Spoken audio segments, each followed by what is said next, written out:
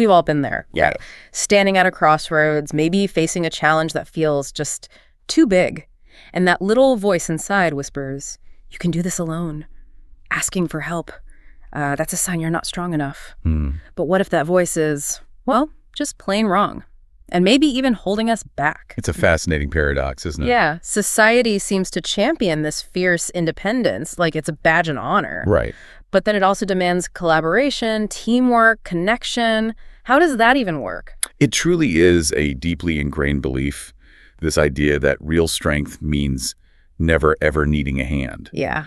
But today, we're doing a deep dive that might just flip that whole notion on its head. Yeah. We'll be digging into some really fascinating insights from health, psychology, organizational behavior. Okay. Our mission really is to explore why reaching out isn't just okay, but actually a fundamental, powerful strength. And we've got some compelling research and real-world examples to back that up. We're pulling from studies, reports, practical guides, the whole gamut. Okay, let's unpack this then. Why is asking for help seen as a weakness so often? What are those, hidden fears keeping us quiet when we need a hand? Well, psychologically, just the act of asking can feel incredibly awkward. Oh, definitely. Vulnerable. Exactly. It feels like it might expose some, perceived inadequacy, makes you feel shy, maybe embarrassed. Self-conscious, yeah. And it's a direct threat to our self-esteem, that nagging thought that needing help means you're somehow incompetent. Right. And does it get worse if, other people are watching, or if you worry about your job? Oh, absolutely. That discomfort can really ramp up if others witness it, or if you're concerned about negative career impacts, if leaders see you struggling. It's particularly tough when dealing with what some researchers call egocentric problems. Egocentric, what does that mean exactly? It means those issues where asking for help feels like a direct hit to your identity or your competence. Think about admitting you're struggling with something you feel you should already know. Oh, yeah. Or needing help cleaning up a mistake that feels like your personal failing. Precisely. Those are the ones that really sting, aren't they? Totally. And what's really striking here is how deep these perceptions run, how they're woven into our social fabric. Okay. And if we zoom out from the individual, cultural norms play a massive role too. For instance, studies consistently show that people from certain cultural backgrounds, particularly in many Asian countries, often show more reluctance to seek help. Really? Even from friends or family? Yes, whether it's informal sources like friends or formal sources like professionals. And this isn't about some personal flaw. It often stems from these deeply held collective beliefs. Collective belief. Yeah, ideas about personal weakness, stigma, or even bringing shame on the family. The individual's inadequacies are seen as reflecting on the entire group. Wow. So the shame isn't just personal, it's communal. Exactly. And we see similar patterns, though maybe expressed differently when we look at gender. Okay, how so? Well, research generally suggests women are often more inclined to ask for help, particularly emotional support. And this might be linked to socialized gender roles that tend to value interdependence, nurturing relationships. Makes sense. Men, on the other hand, sometimes perceive a greater stigma, especially around emotional vulnerability. It can clash with those traditional masculine ideals of strength and, independence. Right, the stoic ideal. Which brings us to a really important question for everyone. If these barriers are so strong, so universal, how do we actually start to genuinely reframe help-seeking? How do we see it as a positive, proactive thing to do? That's the million-dollar question, isn't it? Because if we don't tackle those hesitations, we just keep struggling alone. And this actually leads perfectly into this next study I was looking at about young people. It really challenges our assumptions about self-reliance. Oh, interesting. Yeah, you know how we often celebrate self-reliance, especially in teenagers? That drive for independence. Sure, it's seen as a developmental milestone. Right.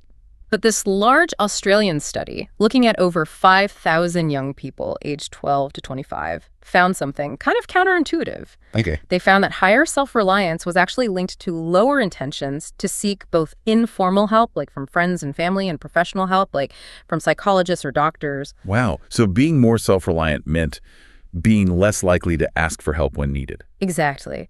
It highlights that while self-reliance is good, too much of it, or the wrong kind, can actually become a barrier to getting vital support. That's fascinating. Was there anything about, say, self-help resources, like online stuff? Yes. And that was another nuanced finding. Self-reliance didn't directly predict if they'd use things like websites or apps. But, and this is really key, Well, those young people who were open to using self-help resources were actually more likely to then consider professional help down the line. so it's like a stepping stone. It suggests that, yeah, maybe those online resources can be a kind of gentle entry point, leading people towards deeper professional support when they feel ready. Not necessarily a replacement, but a pathway. That makes a lot of sense. Yeah. And were there other major takeaways from that study? Absolutely. And this, I think, is critical. It revolves around the power of perceived social support. Perceived support. So not just whether you have friends, but whether you feel like you can rely on them. Precisely. It's about how readily you believe support is available. The research found higher self-reliance was directly linked to less perceived social support. Okay. And that lower perceived support explained why they had lower intentions to seek informal help from friends and family. So that belief acts like a bridge, or maybe a gatekeeper. Exactly. A powerful bridge. It links self-reliance to seeking informal help, and incredibly, it also seems to boost resilience, that ability to bounce back. Wow. It just underscores how fundamental that belief in connection is for coping. That's a game changer. So it's not just having people around, it's feeling they're truly there for you. And that feeling itself builds resilience. That's what the data suggests. It's the felt availability of support. Okay. So perceived support helps with informal help seeking. What about professional help? Did it buffer that too? Interestingly, no, not directly in the same way. The study still found that even after accounting for perceived social support, high self-reliance still had a direct negative impact on intentions to seek professional help. So other factors are likely at play there. Yeah, things like maybe persistent self-stigma, or perhaps just a lack of trust in formal services. Something else makes crossing that professional threshold harder for highly self-reliant individuals. Right. And here's where it gets a little paradoxical, as the researchers put it. Okay. They found that higher resilience, defined as, being better able to recover from stress, was actually weakly associated with lower intentions to seek both self-help and professional help. Wait, hang on. Being more resilient meant you were less likely to look for help. That sounds backward. Does that mean resilience is bad? Haha, no, not at all. It definitely doesn't mean resilience is detrimental. Okay, good. So what's the interpretation there? Well, this particular finding probably suggests that people who feel highly capable of bouncing back on their own might genuinely be less inclined to seek out formal help. Okay. They might feel confident in their own coping skills. Exactly. Or maybe they rely really heavily on their existing informal networks, their friends and family. Right. So the core message isn't that resilience is bad, but maybe that the ideal state is finding that sweet spot. Yeah. A healthy, adaptable balance. A strong sense of independence, sure, but coupled with the wisdom and willingness to seek the right kind of support when you actually need it. It's about knowing when to lean on yourself and when to lean on your network. That makes sense. So, okay, let's bring this down to earth. What does all this mean for us, in our daily lives? Beyond the academic stuff, what are the real tangible benefits of asking for help, especially somewhere practical like work? Great question. And maybe more importantly, how can we actually do it effectively without feeling all that awkwardness we talked about earlier? Well, the benefits for the person asking are huge and often really underestimated. Like what? When you reach out, you gain critical information, knowledge you might have missed. You can avoid costly mistakes. You increase your awareness of different options available to you. Okay. And surprisingly, it can even boost your own confidence and problem-solving skills because you're actively engaging with the challenge instead of just spinning your wheels. Right, you're taking action. Exactly. And maybe most powerfully, it helps build stronger social networks and support systems. It strengthens those crucial bonds we were just talking about. And you mentioned different kinds of help earlier. That's right. Broadly, we can think about two main types. There's instrumental help. It's the tangible stuff. Like borrowing a tool or getting a specific piece of data. Precisely. Resources, specific info, maybe even equipment. Think of a colleague sharing a report template you're struggling with. Got it. Then there's emotional help. That focuses more on psychological well-being. It's more intangible, more personal. Like a friend listening or a mentor giving encouragement. Exactly. A sympathetic ear, words of encouragement when you're feeling overwhelmed. And the research is clear. Both types, when sought appropriately, consistently improve performance and overall well-being. Okay, so both matter. And what about how we ask? Are there different styles? Yes, researchers have identified different styles. There's the autonomous style. This is seen as the most effective. Autonomous. Yeah, it's a balanced, self-responsible approach. You try to solve things yourself first, but you know when and how to ask for targeted help. You're proactive, strategic. Okay, that's the sweet spot. What are the others? Then you have the dependent style. This is where someone relies, maybe overly frequently, on others, perhaps even delegates too much responsibility. And finally, the avoidance style. These are the folks who are overly infrequent in asking for help, often struggling in silence even when support is available. Right, so autonomous is the goal, being proactive, strategic, but not afraid to ask. Exactly. It's about improving your job performance, your personal effectiveness, by being smart about it. That makes perfect sense. Now, you mentioned earlier how this ties into leadership. That's fascinating because we often have this image of leaders needing to be, invincible. Right, the pressure to appear omniscient. Yeah, viewing any vulnerability as weakness. But what does the research actually show about leaders who ask for help or admit mistakes? Well, the research consistently pushes back against that old notion. It shows that when leaders actually demonstrate vulnerability, How so? by doing things like admitting mistakes, offering a sincere apology when it's needed, admitting when they don't know something, actively asking their team for support or input, Okay. or even inviting critical feedback, doing listening tours to really understand challenges, they don't lose respect. Actually, the opposite happens. Really? Yes, they build deeper trust and foster a much more thriving, open culture where others feel safer to be vulnerable too. Wow. And this connects directly to different leadership styles. Take transformational leadership, for example. What's that focus on? They focus on inspiring collective goals, having ethical vision, empowering their team. And studies show this style significantly increases helping behavior among employees Why is that? because those leaders act as powerful role models. They create this sort of trickle-down effect of supportive behavior throughout the whole organization. Okay, so they set the tone. Are there other styles that help? Definitely.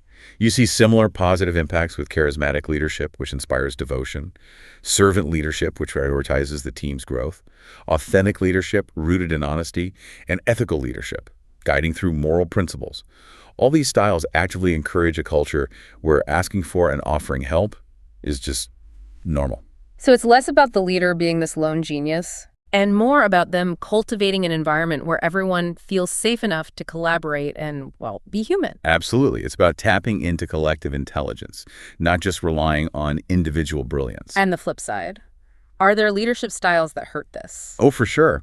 Styles like transactional leadership, which is purely about rewards and punishments, don't really foster helping. And worse, abusive leadership actively discourages it and severely harms well-being and productivity. That makes sense. It's also really vital for organizations to foster what are called norms of reciprocity. Reciprocity, like give and take. Exactly. When people feel that helping is mutual, that they'll have chances to give back, or that their contributions are valued when they do help, it significantly lessens the psychological cost of asking for help themselves. Ah, so you don't feel like you're just taking or being a burden. Precisely. Ultimately, making experts accessible, encouraging open communication, building strong, trusting relationships within teams. These are paramount for creating that truly supportive environment where asking for help is seen as smart, not weak. That's such a powerful shift in perspective. Okay, so if we as individuals genuinely want to embrace this idea that asking for help is a sign of strength, how do we overcome that initial, internal hurdle? What are some concrete, practical tips we can start using today? It's often simpler than we make it out to be. First, just constantly remind yourself. Everyone needs help sometimes. Seriously. It's not failure, it's human. Exactly. It's a fundamental part of the human experience. Even the most successful people you can think of did not get there alone. That's step one. Normalize it for yourself. Okay, what's next? Second, be willing to help others. When you proactively and generously offer assistance, you help create that positive reciprocal environment we just talked about. Right, you're building that bank of goodwill, investing in the culture. You got it. Third, and this sounds incredibly basic, but it's amazing how often it's missed, always use please and thank you. Manners matter. They really do. Good manners transform a request from feeling like a demand into a respectful interaction. It acknowledges the other person's time and effort. Simple, but crucial. Okay. Please and thank you. Got it. Fourth, be mindful. Be strategic about who you ask. Consider their actual expertise, their capacity. Are they overloaded already? And be mindful of what you ask for. Right. Don't ask your accountant for marketing advice, maybe. Probably not ideal. Yeah. And definitely don't take advantage of someone's kindness. Don't ask them to do your entire project when you just needed guidance on one specific part. Be specific. Be considerate. Yeah, I think we've all been on the receiving end of an ask that felt more like a dump. Precisely. Avoid being that person. And finally, and this loops back to reciprocity and manners, always show genuine gratitude when help is received. More than just a quick thanks. Ideally, yes. A sincere thank you, maybe mentioning specifically how their help made a difference, ensures the person feels valued, recognized, and probably much more willing to lend a hand again in the future. Okay. And any specific phrases that work well if you're feeling awkward? Sure. Simple, polite, professional works best. Things like, if you have a moment, I'd really appreciate your help with X. Or, may I seek your guidance on Y? Even, I'm feeling really stuck on this. Would you mind offering some advice? Can work well. So clear, concise, respectful. Exactly. Respect their time, respect their expertise. That's the key. Wow. Okay, today we've really gone deep into this idea of strength and vulnerability, the real power behind asking for help. We've peeled back those layers, challenging that old perception of weakness. We've looked at the psychology, the importance of feeling supported, and even how leaders can completely change the game by setting the right tone. And we connect all that back to the bigger picture. I think the key lesson from our journey today is pretty clear. What's that? True strength isn't about this rigid, isolated independence. It's not about going it alone at all costs. Right. It's really about the wisdom to leverage your network, to build your resilience through connection, and to recognize that seeking support when you need it is actually a proactive, smart, adaptive step towards navigating, well, life's complexity. It's finding that balance you mentioned. Exactly, that healthy, dynamic balance between autonomy and interdependence. Knowing you can stand on your own, but also knowing when and how to reach out. So here's something to think about. The next time you find yourself stuck, maybe facing a big challenge or just feeling that familiar pull to tough it out alone, consider this. What if the bravest, the most strategic, and ultimately the strongest move you could make in that moment is simply to ask, what kind of potential for yourself, for your well-being, for your team are you leaving untapped by not reaching out? A powerful thought to leave with. Until our next deep dive, keep learning, keep growing, and definitely keep asking those important questions.